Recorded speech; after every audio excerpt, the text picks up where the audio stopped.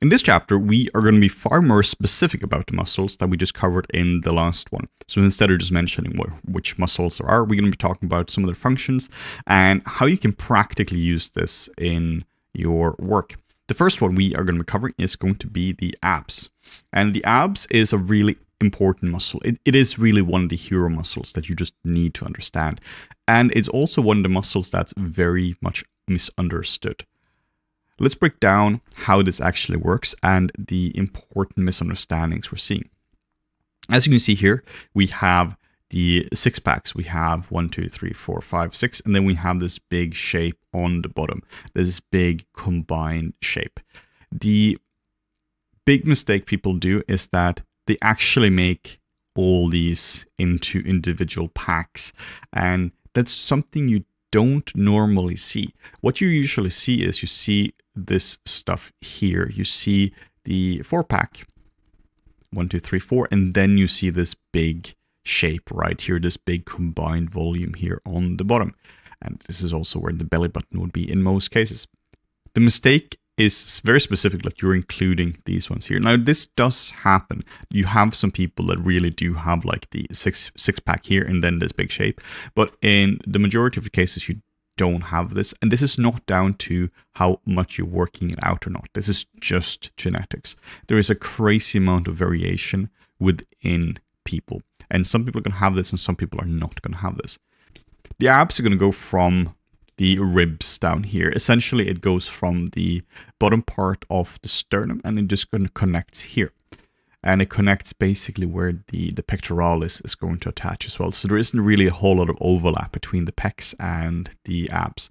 And then they go all the way down here to the very bottom of the pelvis, of the hips.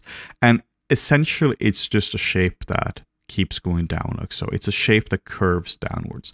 So it's not they're not parallel, the lines. They don't go down like so and just grid up like so. It goes very much downwards like so. This is really important to keep in mind. Another thing that is important to keep in mind is that it goes on top of the ribs as well. So the ribs are right here. And this is where the complexity happens. This is where people are starting to mess this up because they do go on top of the ribs. Let me just extend the ribs a little bit like so, make them a little bit thicker so it's a bit easier to see.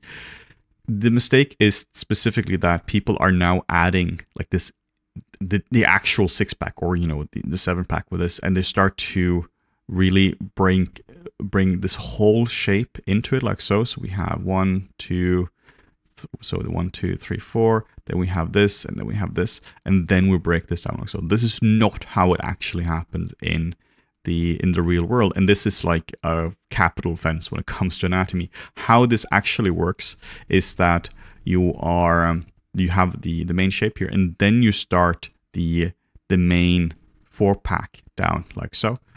The specific angle varies a little bit like so. And then we adding another one here like so, and then this goes down like so. This is a more natural way of doing it because in this sense we have 1, 2, 3, 4, and then we have this big shape here, and then the additional shapes are going to just continue going up like so. And if you do see the additional shapes here, if somebody has these volumes, they're going to go above the ribs like so. So the most common pattern you're seeing is this one here, where you're seeing the 4-pack and then you're seeing this big continuous shape like so. Another really important thing about the abs is that they're never symmetrical.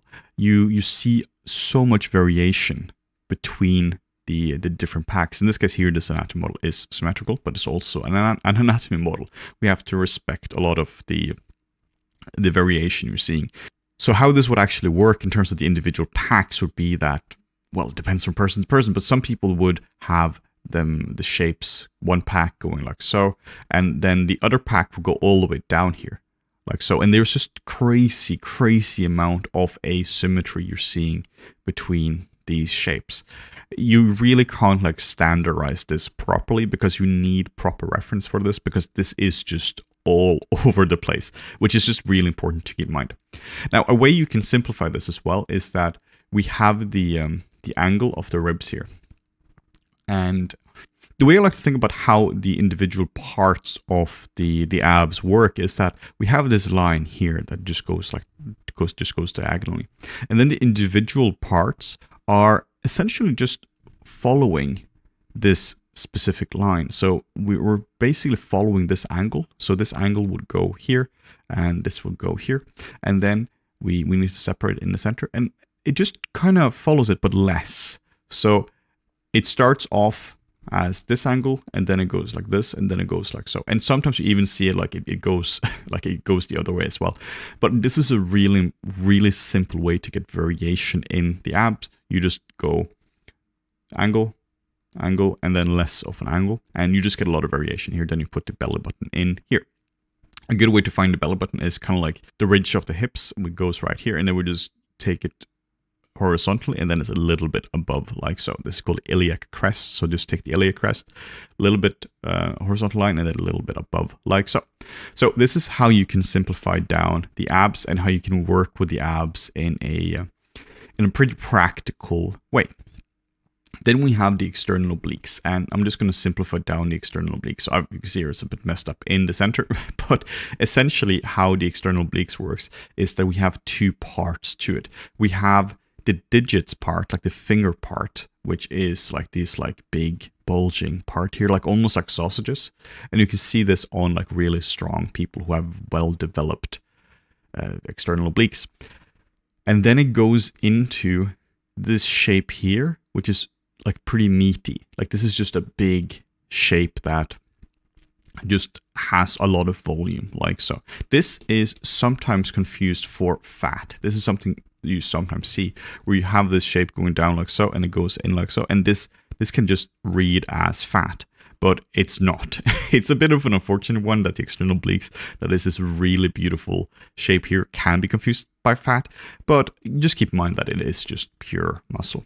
So how the external obliques works is that they're going to attach to the ribs right here. This is what you're seeing with these lines here, and they form these like sausages right here. They just form these like voluminous sausages, and then they go down to the iliac crest. I'll just pick a different color. This is really important that you keep in mind these bony landmarks, the iliac crest here, and it goes down here, and it basically sits on top of this. In practice, it goes sometimes a little bit above this, like so, a bit of overlap. But a simple way to think about it is that it just sits on this crest and it doesn't really overlap it. And then it forms this like teardrop shape here, and then it just goes up. So this looks a little bit complicated just because it has to like attach to these ones here. In practice, whenever you're sculpting or drawing, it doesn't really matter exactly which ribs it attaches to. What matters is that it attaches to the ribs and then it interlocks with the serratus anterior, which we'll get to in a second. But from a also practical point of view, a lot of times you can cheat muscles. I think it's often more important to talk about how you can cheat the muscles instead of specifically just how you can like knowing all the steps, all the origin and insertions, because that stuff just gets very complicated and you're not going to be able to remember that when you're in the field and you're actually drawing or sculpting. So the way you can cheat this, the way I find this to be useful to cheat this, is essentially make like a big circle up here, and then from this circle we're just drawing out lines kind of from the center, but generally from the whole area. We're just drawing out nice little lines from it, like so. You see this basically comes from the same point, like so. And now by doing this, they kind of follow the lines that you can see here. It kind of follows it quite accurately. And then all of them just come down like so and forms this like really nice teardrop shape down here. And this is how I tend to cheat it. I find this to be very, very useful. But what is important to note as well is that there is a separation between the abs here and the external obliques. So it goes a bit inwards. There's a bit of like a dip here, like so. And that's related for the external obliques. Then now we have to talk about a muscle that's more complicated. And this is a muscle that is most of the time a surface muscle. Like the majority of the surface of this is actually just underneath everything. And this is a serratus anterior. The serratus anterior is a complicated muscle because it, like the origin of the muscle isn't actually particularly intuitive. the origin of the muscle, just the starting point of the muscle, is this shape right here. It's at the border of the scapula. This is an anatomical term you might hear sometimes, so I'm just going to mention this. This is called the medial border of the scapula. Medial just means towards the center. So this is the medial border. This is where you have, for instance, the trapezius goes down towards the medial border. We have the rhomboids as well going towards the medial border. So the medial border is actually one of these important landmarks. And then the shape of it is essentially this shape like here. And it goes a bit more out like so maybe. So it's almost this like wing shape or this like fish shape where each one of these is just its own separate element. And it's going to go from this area right here, the medial border of the scapula.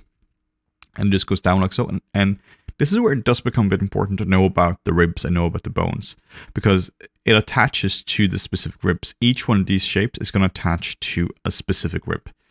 So in a large way, you don't have to know about the whole rib cage. Like you can simplify this down into what we talked before, just an egg where this has been cut out.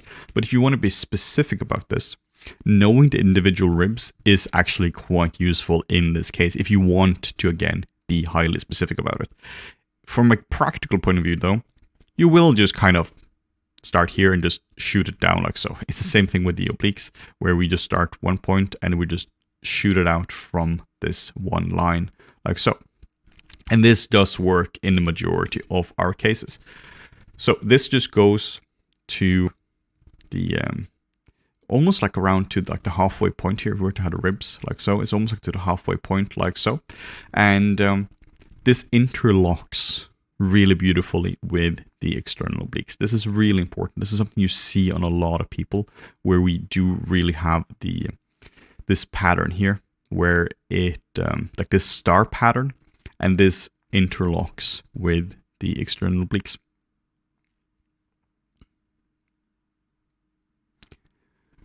On a lot of people, you can't really see the serratus anterior just because it's just not developed enough, or it might be covered in just too much fat, or, you know, the muscle is just not visible.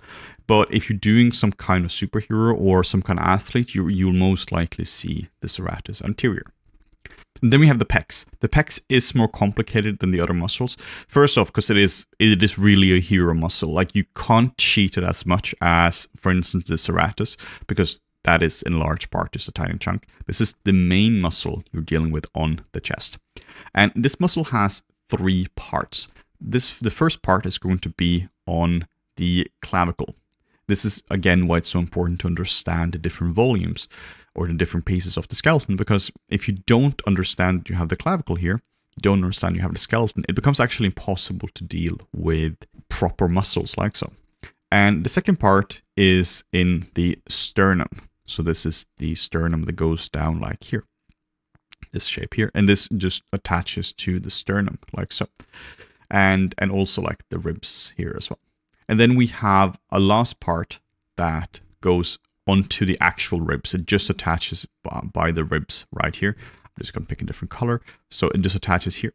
And all of these will go more or less to the same point. And they're going to attach to, here we have the humerus, and it's going to attach to around this point right here. But what's important to note is that they don't just attach to the same point, they attach at slightly different points, which means you get this like webbing effect.